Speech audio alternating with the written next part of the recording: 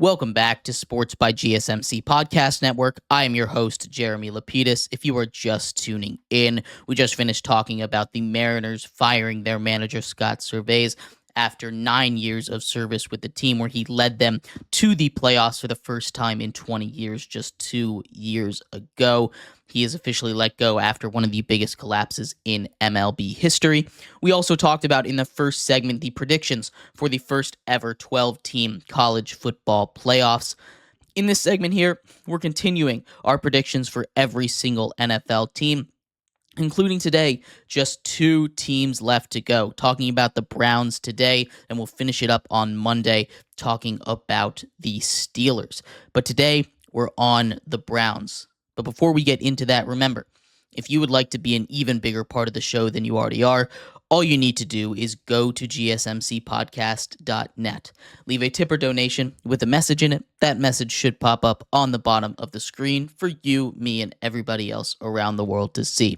If you are on YouTube, you can also use the super chat feature to do the same thing. If you have a burning question about sports, anything at all that you would like to ask, go ahead and throw that in the chat, throw it in the comments. I will get to it as soon as I possibly can. I appreciate everybody so much for sticking around, talking some sports with me here on a beautiful Friday afternoon. Like I was saying, we are going to get into the Cleveland Browns today. The Cleveland Browns are our second to last team to cover as we prepare for the NFL season. Just 13 days away, including today. Cannot wait for the beginning of the season. But the Browns are a team that is coming off an incredibly successful season for them, right? A season of ups and downs, a really weird season. They won a lot of awards as a team. They won Coach of the Year for Kevin Stefanski. Obviously, Myles Garrett wins Defensive Player of the Year. Joe Flacco wins Comeback Player of the Year. And they make the playoffs. They end up losing in the first round to rookie C.J. Stroud and the Texans, but they had arguably the best defense in the league, anchored by the best defensive player in the league. And they still have most of that back. They were very quiet this offseason. Most of that has to do with not having any draft picks or much capital to go out and sign guys due to the Deshaun Watson contract and Deshaun Watson trade. And he is going to be the main reason that they succeed or fail this season. In games where either him or Joe Flacco started last season, they were 9-2. They won 11 games last season, which means in games where Dorian Thompson-Robinson was starting, in games where Jeff Driscoll was starting, in games where anyone else that started games for the Cleveland Browns was starting, they only won 2 games. Not a very good way to look at it. 2-4. They weren't very successful in those games. Deshaun Watson had one successful half all season and was the last half of football that he played. So maybe he is back, but he got shoulder surgery on his throwing arm, so we don't know if he will be officially back to the way that he was playing back in Houston and in Clemson. And that's going to be the big question. We talk about their lack of moves, but they did make a couple. They re-signed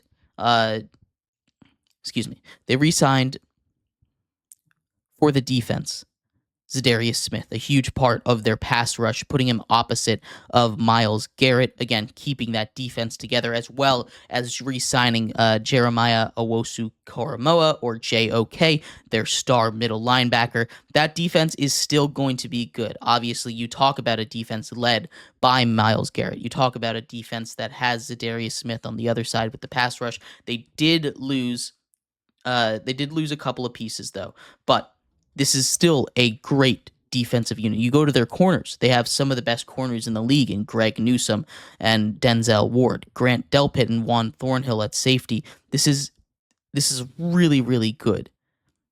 Really, really good defense. Now, they ended up on a sour note getting blown out by the Texans, but this defense shouldn't be the reason why they don't win games. On the offensive end, they didn't do much. Again, it was a quiet offseason. They trade for Jerry Jeudy, who kind of disappointed, did not live up to his first-round pick potential in Denver. He's going to work as the wide receiver 2 here for Deshaun Watson behind Amari Cooper, whose contract they reshaped, got him a little bit more money. They still have Elijah Moore, a solid wide receiver 3, who they traded for last season. and Nick Chubb should be back. Now, like I said, there's a lot of weight on Deshaun Watson's shoulders, and there's a lot of weight on the running backs. If Nick Chubb can come back to where he was, this is a team that should be really good. They love to run the ball. That has been their identity forever, behind one of the best offensive lines in the league, an offensive line that they basically got everybody back from. They made a couple of picks in the draft. Again, their draft, not a very big one because they were giving out all their picks for Deshaun Watson. That is done now. They got their first pick, round 2 pick 45, where they drafted defensive tackle Mike Hall, and their only other pick in the top 150 was round 3 pick 85, guard Zach Zinter out of Michigan, and he should add some depth in case any of their offensive linemen go down. Again, not a very impactful draft, but there's not much you can do about that when you don't have a pick until 54 overall, right? This is not on the GM's draft this time. This goes back to some of the decisions they made trading for Deshaun Watson, which is why a lot of this falls on his shoulders. He is going to be the reason why they succeed. If we get Houston Deshaun Watson, if we get elite Deshaun Watson, this is a team that could very easily get the number 1 seed in the entire AFC. This is a team that paired with arguably the best defense in the league, arguably the best defensive player in the league, Myles Garrett, who's still favored to win DPOY for the second straight year. This is a team that could be incredible. Now, Deshaun Watson has been nothing if not inconsistent since joining the Browns. And maybe inconsistent is even unfair. He's been nothing if not bad, right? He has been one of the worst quarterbacks, overpaid, gave up a lot to get him as well. But there are flashes there, right? With him on the football field. There are flashes there, and if they can get Nick Chubb behind that offensive line, they still have Jerome Ford, who was serviceable when he was the lead rusher for them. They also, bring in Donta Foreman, who I think is really underrated as a back. I think he's one of those guys that everywhere he goes as a backup, he's put in meaningful snaps. With the Bears last season, filling in for injuries to their top backs, he was incredible. With the Panthers after Christian McCaffrey was traded away, he played incredibly meaningful football and was really, really good. Donta Foreman is a guy that if Nick Chubb can't do it, I think he might even overtake Jerome Ford. He is currently listed as 4th on the depth chart, so we don't know if he'll make the team, how that's going to go, but I think he's a very underrated player in the NFL, constantly in those backup roles, showing what he can do. But this is a offseason where they didn't do much. Like I said, their big move, getting Jerry Jeudy, should really help that wide receiver core. That's a very talented wide receiver core now. Again, Amari Cooper, Jerry Jeudy, Elijah Moore. It's a solid front 3. The defense is going to continue to be great. I'm going to give them a solid C. I don't think they made any kind of major changes, anything that needs to be praised, and that's just the situation they were in. The offseason didn't really mean too much to them, but they improved where they could and didn't try to do too much, which is very important for a team that was killed by injuries last year, especially at the quarterback position, but found a way to be successful. But anyway, let me know what you think of the Cleveland Browns offseason. I'd love to hear your guys' thoughts. When we come back, we're going to go over their schedule. All 18 weeks, all 17 games, go game by game and give you a prediction for what the Cleveland Browns will do in 2024-2025. So stick around for that. We'll be right back here on Sports by GSMC Podcast Network.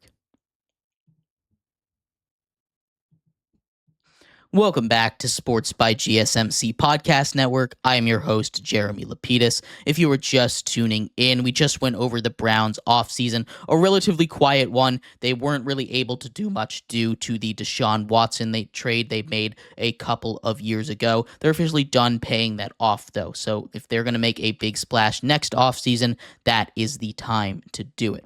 In this segment, we're going to finish our prediction of the Cleveland Browns, talk about their record, go game by game, go through every single week, see what we have them doing in 2024.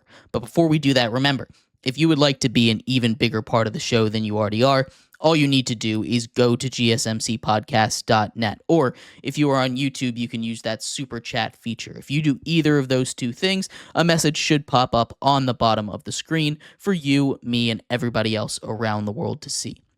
If you do have a burning question about sports, anything at all that you would like to ask, go ahead and throw that in the comments, throw it in the chat. I will get to it as soon as I possibly can. I appreciate everybody so much for sticking around, talking some sports with me here on a beautiful Friday afternoon. But like I was saying, in this segment here, we are going to get into the Cleveland Browns schedule.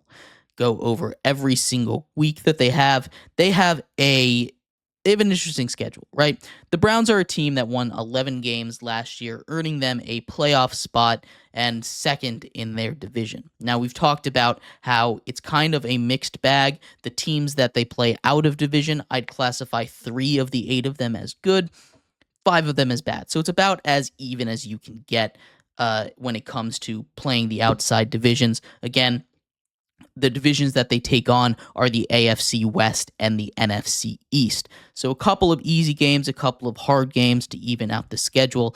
But this is a Browns team that needs to get its offense going. I'm not worried about a defense, and you get to into a defensive battle, the Browns are going to be able to keep up with just about anything you throw out there. They currently have one of the better bye week slots. I know I talk about this a lot, but a week 10 bye is a really, really good spot to be in. You're not going to be, if you're too beat up beforehand, bye in the middle is a nice spot to be, and it prepares you for the end run, as well as, giving you time to rest up pretty evenly throughout the season. It's about as even as you can possibly get. They open up their season at home against the Cowboys. This should be a fun game. I'm curious how the Cowboys are going to come out. There's been a lot of really good stuff coming out about their offensive line, specifically Tyler Guyton, and he looked pretty good in the preseason against Max Crosby, one of the biggest rivals, I'll say, for Myles Garrett at repeating at the Defensive Player of the Year. If he held up against him, it's obviously not the same, and it's preseason, but this Cowboys offensive line could be back, and that could really hurt a pass rushing unit and Myles Garrett that's going to be the main force behind their success this season. I'm giving this one to the Cowboys to start off the year. Then they head down to Jacksonville. And again, that offensive line is a mess. The Browns should pretty easily win this game. I won't say easily because we don't know what that offense is going to be like. But I do believe Nick Chubb will be able to come back and hold his own. Maybe not to the same extent as before. But the Browns start off 1-1. Then they head back home, take on the New York Giants. They should demolish them in this game. The Giants are not going to be a very good football team, and we talk about offensive line disasters. Outside of Andrew Thomas, there's not much of a selling point on that line. Maybe Evan Neal takes a step up, but the Browns improve to 2-1. Then they go on the road to take on Max Crosby and the Raiders. This should be a fun defensive game. I'm going to give this one to the Raiders, though. I feel like the Gardner Minshew mentality might push them over the top here. Then they head over to Washington, a cross-country flight for them, heading to the Commanders in D.C. They should be able to win this game as well. Jaden Daniels going up against that defense. I'm not sure how that's going to go. Then they get another NFC East matchup, this time as well on the road, getting rid of the entire NFC East in the first couple of weeks, taking on the Eagles in Philadelphia. A tough matchup to go and play, especially in Philly. I think they should be able to win this game, although this one also will be a tight one. So through 6 weeks, they've taken on all 4 NFC East opponents, as well as going 4-2. A pretty good start to their season. Then they get their first division match of the season, taking on the Cincinnati Bengals at home in Week 7. I'm giving this one to the Browns as well. The Cincinnati offensive line needs some work, and I think the Browns should be able to take advantage of that. Then they get another division game, back-to-back division games against 2 really good teams, this time against the Baltimore Ravens. I think the Browns win this game as well.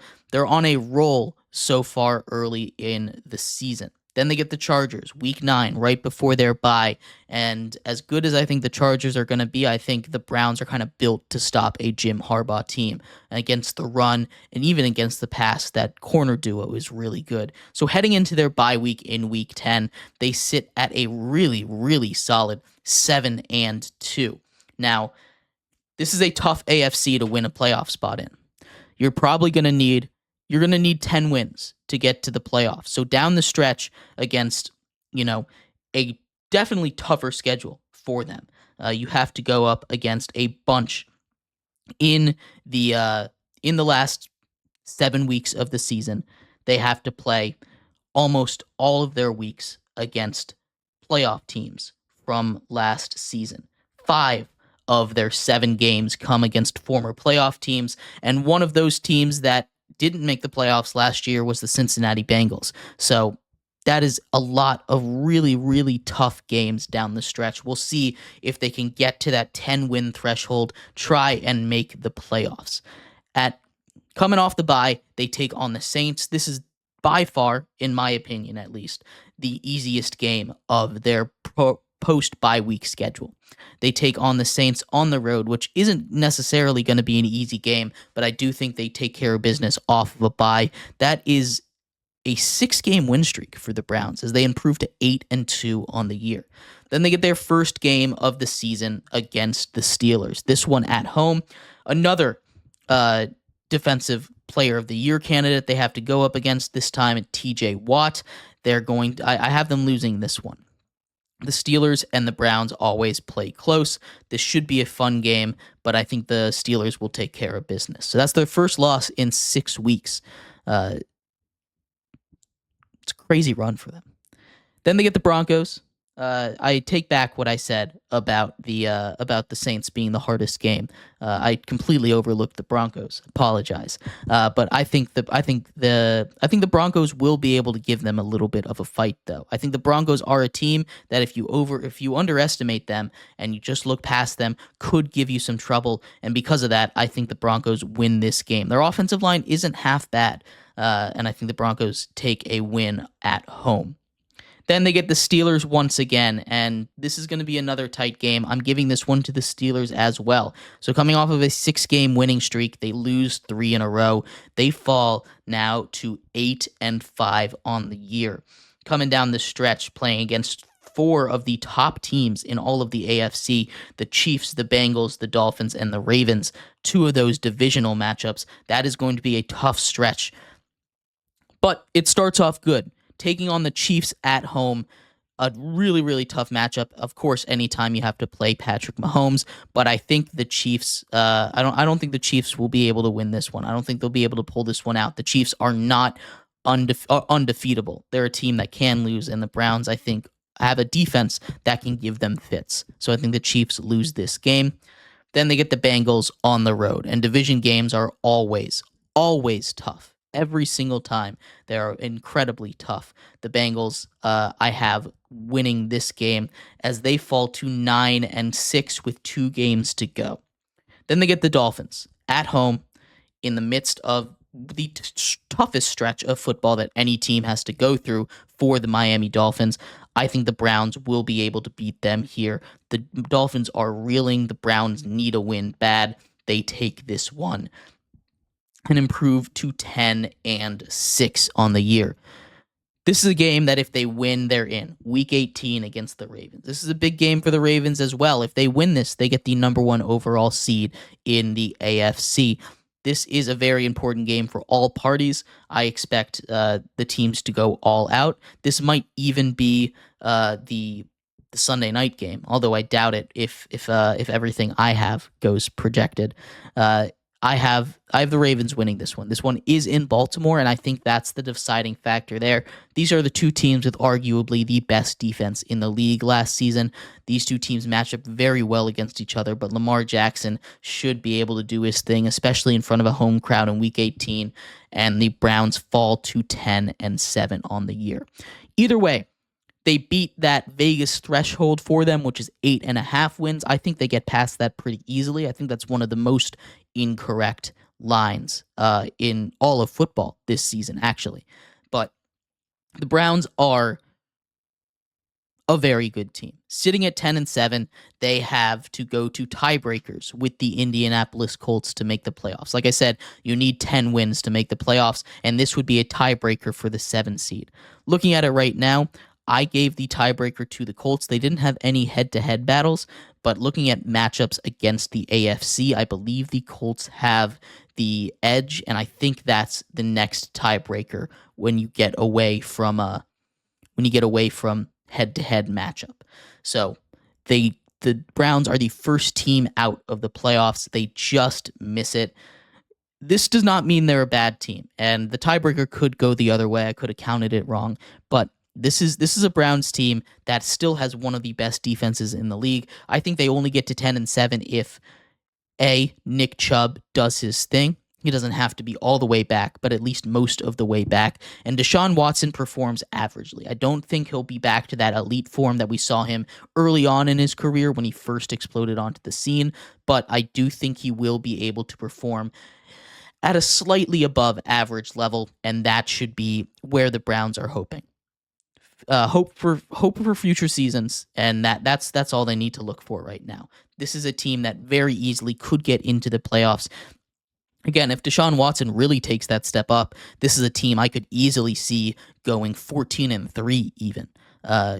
Wins against the Steelers at least once, beating the Broncos, beating the Raiders.